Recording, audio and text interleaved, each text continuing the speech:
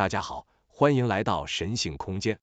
在上集我们谈到，如果这一切都只是长期形成的机制，那么人类是否有可能跳脱这种自动运作？是否可能再次觉察，并真正夺回自己的主导权？在《与魔鬼对话》这本书中，拿破仑·希尔揭露了一个关键事实：多数人以为的控制，其实从来不是强迫。真正的控制是让你开始自动化，它不需要命令你，也不需要压迫你，它只需要让你不再思考。当一个人停止主动思考，他的大脑并不会维持空白，而是会自动被既有的情绪、习惯与环境输入填满。久而久之，这些重复出现的思考与行为会形成一种稳定的内在节奏，书中称之为催眠节奏法则。从思考开始，转化为行为，经过不断重复，逐渐固化，最后变成你甚至无法察觉的自动模式。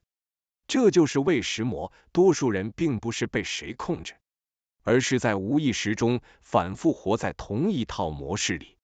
所以，真正的问题从来不是你有没有被控制，而在于你是否曾经真正独立思考过，你是否觉察过那个正在运作你人生的内在机制。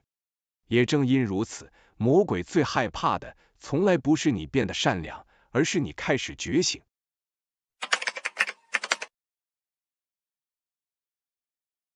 当你开始理解控制其实来自无意识的重复，你会发现大多数人真正被困住的地方不是环境，也不是能力，而是他们对失败的理解方式。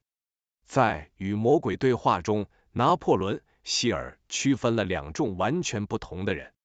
第一种是随波逐流者，他们一旦经历失败，会立刻将结果内化成结论：我做不到，我不够好，这条路不适合我。于是，一次失败就被定义成永久性的否定。但另一种人则完全不同，他们会把失败视为回馈，是一种修正方向的讯号。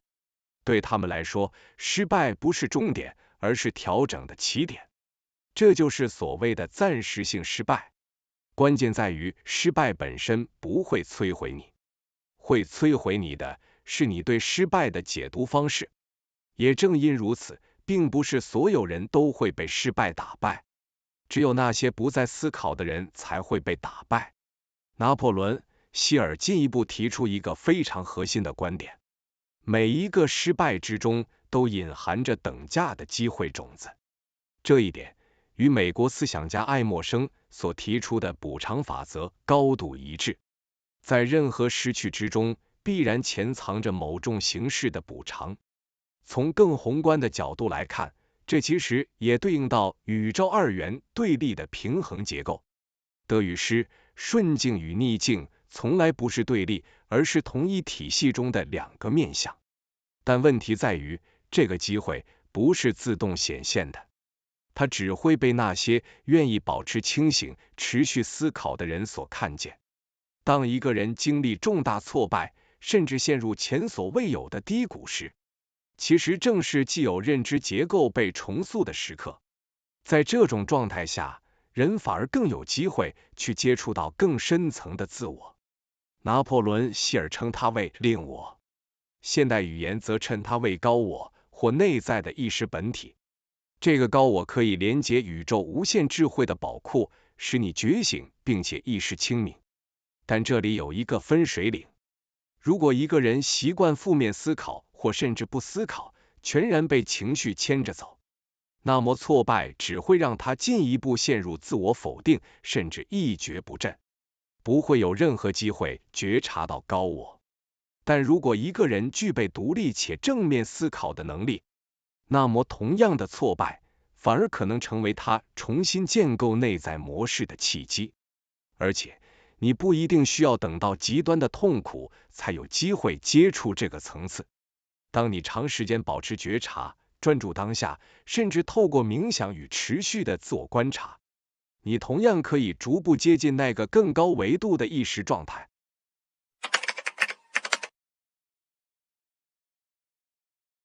如果前面我们已经理解控制的本质来自于无意识的重复行为，那接下来真正的关键就变成，人是否有可能反过来利用这个重复行为。在与魔鬼对话中给出的答案是，你无法逃离大自然的催眠节奏，但你可以选择你要让它变成什么节奏。也就是说，你无法阻止模式的形成，但你可以决定形成的是什么模式。而这背后存在7个关键原则，它们不是成功学技巧，而是你如何从被动运作转为主动设计的结构。首先是最核心也最优先的一点，明确性。你最终会成为什么样的人，不是取决于你偶尔做了什么动作，而是你长期在重复什么行为。而明确性决定了你会重复什么。当一个人没有明确方向，他的注意力就会被环境牵引，被情绪带走，被他人的节奏吸收。但当你有清楚的目标与意识时，你就开始具备筛选的能力。这也是为什么多数不随波逐流的人，往往不是更努力，而是更清楚知道自己在做什么。第2个原则是自制力。自制力的本质不是压抑，而是避免偏离。人有3种最容易让节奏失控的欲望。第一是对食物的欲望，这影响的是身体层面。第2是对性的欲望，这涉及的是急降的能量与注意力牵引。第3是发表未经组织过的意念的冲动。前2点我们之后会更深入谈，但第3点在今天这个网络时代反而被无限放大。当一个人没有经过思考就急于表达自己的想法，在社群网络上发文、留言、评论，他其实不是在输出观点，而是在暴露自己的内在节奏。未经觉察的表达本质上就是被既有模式推动。你以为你在说话，实际上是你的习惯在说话，而这正是最容易被控制的状态。第3个原则是逆境。大多数人抗拒逆境，但从机制上来看，逆境的功能是让错误浮现。如果一切都顺利，你不会发现问题，也就无法修正你的模式。所以逆境不是阻碍，而是校正机制。没有逆境就没有精准，而逆境与失败则是大自然用来修正环境的最佳方式。第4个原则是环境。环境不是背景，而是思考的来源。你每天接触的人、资讯、对话都在不断提供思考的原料，而这些原料会进一步塑造你的想法，再转化成行为与习惯。换句话说，你以为你在思考，但很多时候你只是在重复环境喂给你的内容。所以慎选环境非常重要。第5个原则是时间。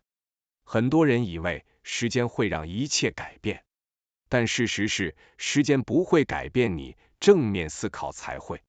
时间只是让你更稳定的成为现在的自己。如果你每天重复的是负面模式，那时间只会让这个模式更加根深蒂固。反过来说，你每天重复正面思考模式，那时间就会让你固定模式，并让你获取成功之后持续放大效应。第6个原则是和谐。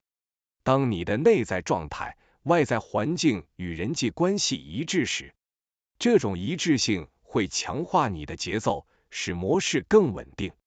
这也是为什么有些人一旦进入对的圈子，成长速度会突然加快，因为整个系统开始协同运作。最后第7个原则是谨慎。你不是在选择一个人或一个环境，你是在选择一种未来的节奏。很多决定看似微小，但只要进入重复行为，就会开始放大。所以每个决定都需要谨慎思考与选择，慎选朋友、工作伙伴、伴侣、环境。你的每一个选择都会决定你今后的人生。你可以理解以上这7条原则，甚至觉得它们很有道理。但如果没有进入实际的实践，他们不会改变你的人生。真正改变你的，不是你知道了什么，而是你选择并持续在做什么。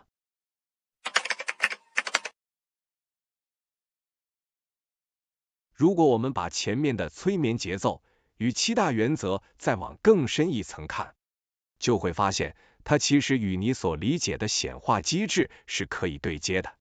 关键就在于一个词：渴望。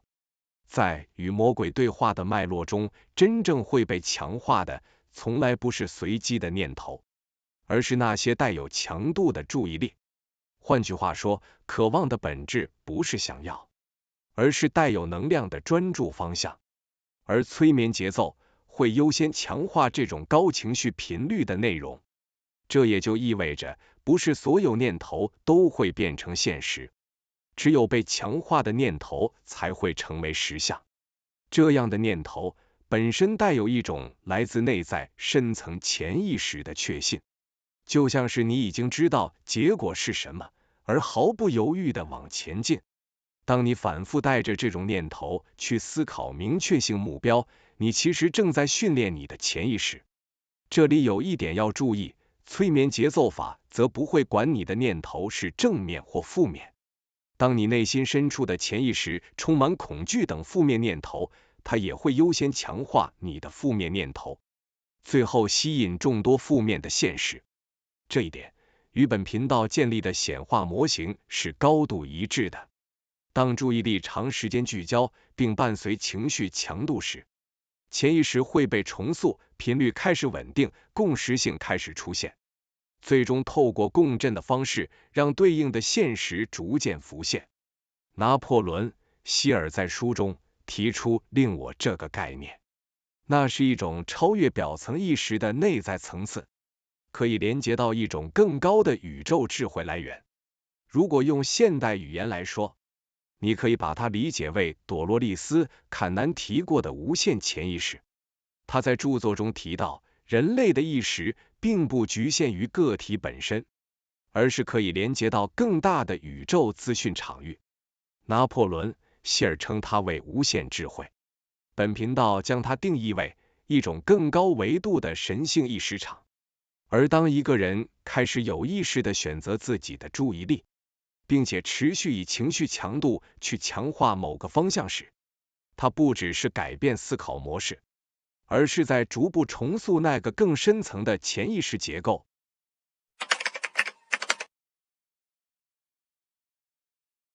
走到这里，你应该已经可以重新理解一件事：在与魔鬼对话所揭示的框架中，人类真正的困境从来不是外在的限制，而是内在的自动化。所谓的控制，本质上就是你在无意识中不断重复同一套思考与行为模式。而所谓的自由，并不是要摆脱一切限制，而是你开始有意识的选择你要重复什么。你无法停止节奏，但你可以改变节奏；你无法避免模式形成，但你可以自由选择想要形成的是什么样的模式。这是宇宙赋予我们人类的特权，也就是自由意志。只不过大多数人都在无意识间白白浪费了这个特权。这也回到整个核心，人生从来不是被某一个重大决定所改变的。真正改变一个人的，是那些看似微小却不断被重复的选择。当你没有意识清明的思考，你会被过去的习惯推着走。当你开始觉察，你才有机会重新设计你的未来。这也是为什么魔鬼真正害怕的，从来不是你做了多少善事，积了多少阴德，而是你开始觉醒，并且清晰地发现那些正在塑造你人生的隐性机制。因为一旦你发现了，你就不会再被魔鬼控制，而是开始主动创造。最后，我想把这段话留给你：你的人生不是由某个决定改变的，而是由你每天重复的选择与实践所塑造。感谢您收看今天的影片，喜欢的话请订阅、按赞、开启小铃铛，您的支持是本频道创作的最大动力。我们下期再见。